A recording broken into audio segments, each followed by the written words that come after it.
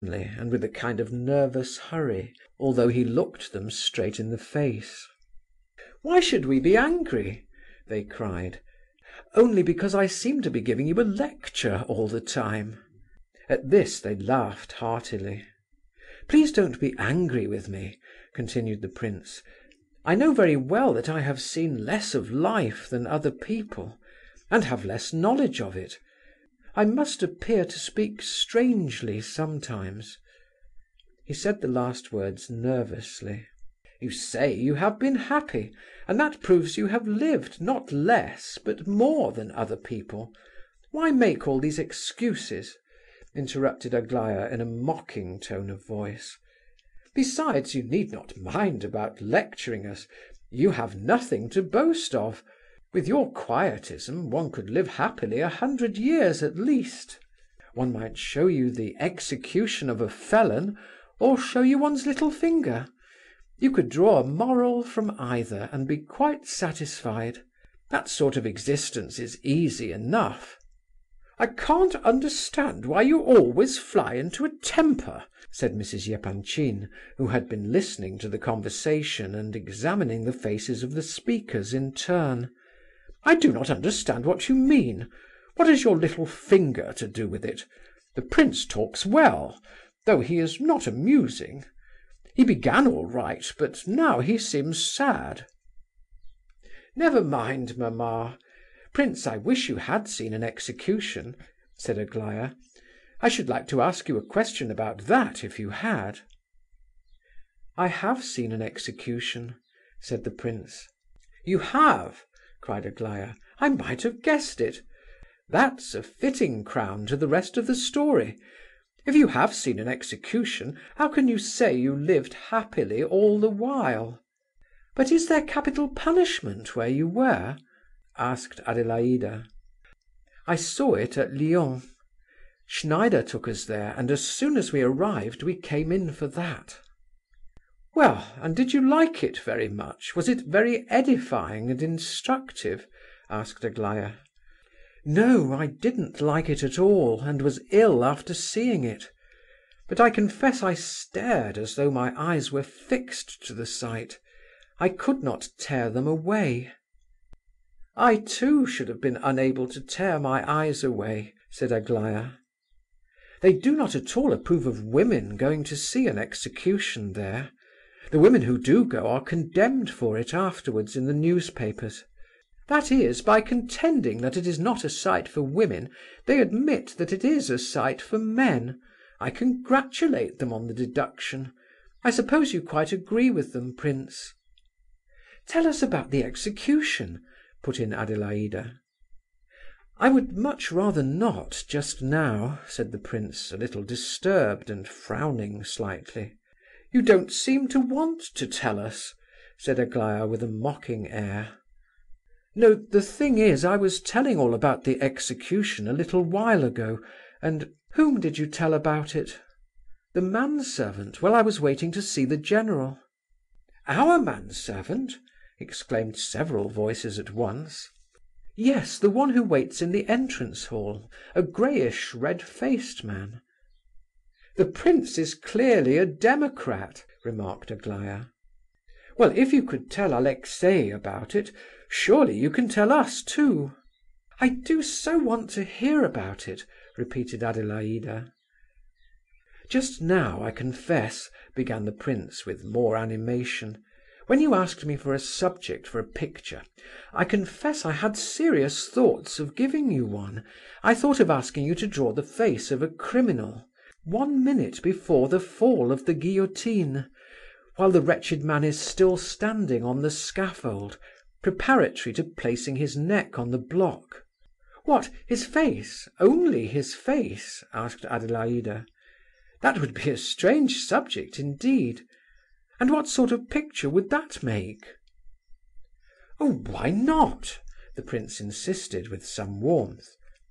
"When I was in Basle, I saw a picture very much in that style. I should like to tell you about it. I will some time or other. It struck me very forcibly." "Oh, you shall tell us about the Basle picture another time. Now we must have all about the execution," said Adelaida. "Tell us about that face, as it appeared to your imagination. How should it be drawn? Just the face alone, do you mean?" "It was just a minute before the execution," began the prince readily, carried away by the recollection, and evidently forgetting everything else in a moment. "Just at the instant when he stepped off the ladder onto the scaffold. He happened to look in my direction.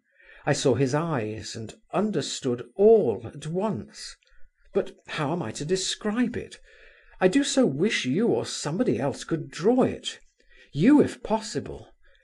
I thought at the time what a picture it would make. You must imagine all that went before, of course. All.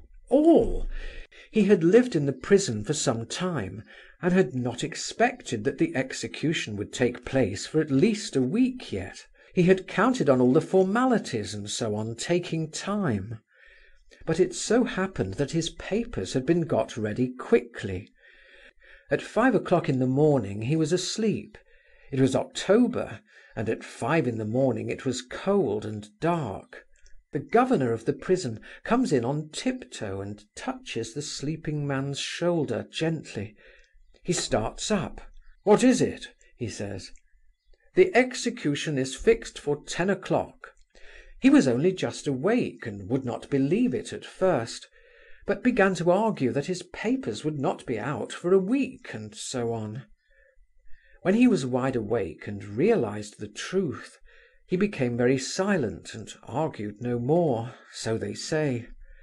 But after a bit he said, "It comes very hard on one so suddenly," and then he was silent again and said nothing. The 3 or 4 hours went by, of course, in necessary preparations, the priest, breakfast, coffee, meat, and some wine they gave him. Doesn't it seem ridiculous? And yet I believe these people give them a good breakfast out of pure kindness of heart, and believe that they are doing a good action. Then he is dressed, and then begins the procession through the town to the scaffold. I think he too must feel that he has an age to live still, while they cart him along. Probably he thought on the way, "Oh, I have a long, long time yet, 3 streets of life yet. When we've passed this street there'll be that other one, and then that one where the baker's shop is on the right. And when shall we get there? It's ages, ages." Around him are crowds shouting, yelling, 10,000 faces, 20,000 eyes. All this has to be endured, and especially the thought, here are 10,000 men, and not one of them is going to be executed, and yet I am to die. Well, all that is preparatory. At the scaffold there is a ladder, and just there he bursts into tears. And this was a strong man, and a terribly wicked one, they say. There was a priest with him the whole time, talking. Even in the cart, as they drove along, he talked and talked. Probably the other heard nothing. He would begin to listen now and then, and at the 3rd word or so he had forgotten all about it. At last he began to mount the steps. His legs were tied, so that he had to take very small steps. The priest, who seemed to be a wise man, had stopped talking now, and only held the cross for the wretched fellow to kiss. At the foot of the ladder he had been pale enough, but when he set foot on the scaffold at the top, his face suddenly became the colour of paper, positively like white notepaper. His legs must have become suddenly feeble and helpless, and he felt a choking in his throat. You know the sudden feeling one has in moments of terrible fear, when one does not lose one's wits, but is absolutely powerless to move. If some dreadful thing were suddenly to happen, if a house were just about to fall on one, don't you know how one would long to sit down and shut one's eyes and wait and wait? Well, when this terrible feeling came over him, the priest quickly pressed the cross to his lips without a word.